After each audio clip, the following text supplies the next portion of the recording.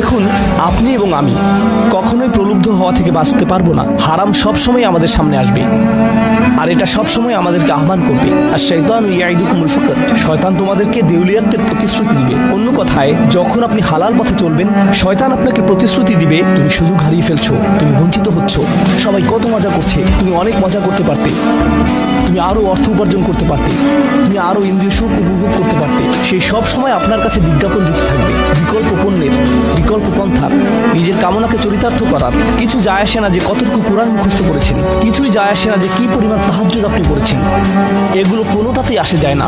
শয়তান থামবে না। দিন শেষে আপনি তো একজন মানুষই, দিন শেষে কামনা বাসনাগুলো আপনার মাঝে থাকবে, আর শয়তান থামবে না, সে আপনার পেছনে লেগেই থাকবে।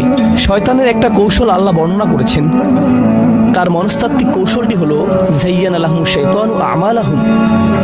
শয়তান তাদের কাজগুলোকে তাদের কাছে আকর্ষণীয় করে দেয়।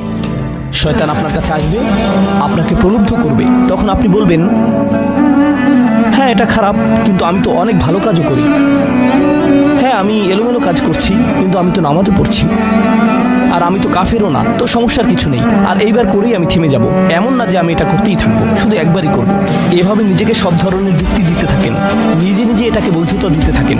আপনার চিন্তায় এটা এখন আর অতটা খারাপ না। আর তারপর যখন এমন মানুষ চারপাশে থাকেন যাদেরকে বলেন যে এটা তো খারাপ, আর তারপর যখন এমন মানুষের চারপাশে থাকেন যাদেরকে বলেন যে এটা তো খারাপ, তারাও আপনাকে বলে, না ভাই কাম অন, এটা অতটা খারাপ না, থামো তো, এরকম কথা বলো না, না আল্লাহ ওইরকম না, আল্লাহ তোমাকে শাস্তি দিবেন না, কেন এরকম হতাশাজনক কথা বলছো, তুমি অতিরিক্ত চিন্তা করো।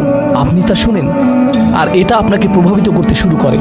কিন্তু যখন কাজটা করে ফেলেছেন, যেটাই করেছেন, হতে পারে এটা অ্যালকোহল অথবা অন্য কোনো মাদক, এটা কারোর সাথে সম্পর্ক হতে পারে, সেটা যাই হোক, যখন নিজেকে বলেন যে এটাই শেষবার, কিন্তু এটাই শেষ তো না। কারণ যখনই কাজটা ঘটে যায় আর কয়েকদিনের মধ্যে অনুশোচনাও কেটে যায়, তখন মোবাইলে আরেকটা মেসেজ চলে আসে, তারপর আরেকটা দাওয়াত আসে, তারপর আপনি বলেন না এটাই শেষবার, আবারও সেই চক্রে আটকে যান, আর আবারও সেটা করেন, আর তা করতেই থাকেন। শয়তান ঠিক এটাই চেয়েছিল। মানুষ এই চক্র বন্ধ করতে পারে, আল্লাহর প্রতি নিবিষ্ট হয়ে বলতে পারে, ইয়া আল্লাহ, আমার বন্ধুরা কি বলছে তাতে কিছু যায় আসে না, শয়তান কি ওয়াসওয়াসা দিচ্ছে তাতে কিছু যায় আসে না, কতবার এই বিভৎস চক্রে আটকা পড়েছি তাতে কিছু যায় আসে না।